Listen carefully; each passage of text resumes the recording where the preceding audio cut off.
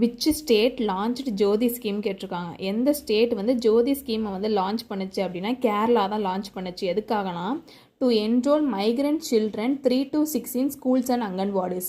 அதாவது 3 to 6 உள்ள குழந்தைங்களை வந்து ஸ்கூல்ஸ் அண்ட் அங்கன்வாடிஸில் வந்து அட்மிஷன் போடுறது தான் இந்த ஸ்கீமோட வேலை. எங்கே லான்ச் பண்ணியிருக்காங்க? கேரளாவில்.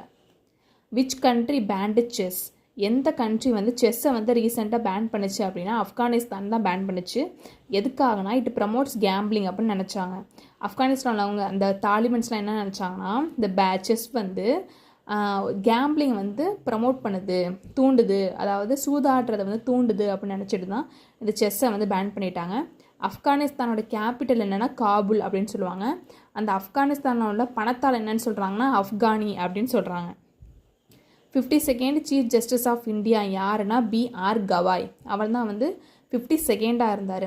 53rd chief justice of India யாருன்னா ஜஸ்டிஸ் சூரியகாந்த். இவர் தான் இப்போ கரண்ட்டில் இருக்கிறது. முன்னாடி யார் இருந்தானா பிஆர் கவாய் இருந்தார். இப்போ வந்து சூரியகாந்த் இருக்கார்.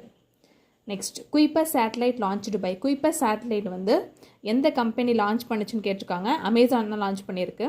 மொத்தம் அமேசான் எத்தனை சேட்டலைட் லான்ச் பண்ணியிருக்குன்னா 27 சேட்டலைட் வந்து லான்ச் பண்ணியிருக்கு. Former head of ICAR who passed away. அதாவது ஐசிஏஆரோட முன்னாள் தலைவர் யார் அப்படின்னு கேட்டிருக்காங்க. அவர் வந்து இறந்துருக்காரு. எப்போ இறந்துருக்காருன்னா 10 May 2025 வந்து இறந்துருக்காரு. யாருன்னா அது டாக்டர் சுபண்ணா ஐயப்பன். அவர் தான் வந்து இறந்துருக்காரு. அவர் தான் ஐசிஏஆரோட ஹெட்டாக இருந்திருக்காரு.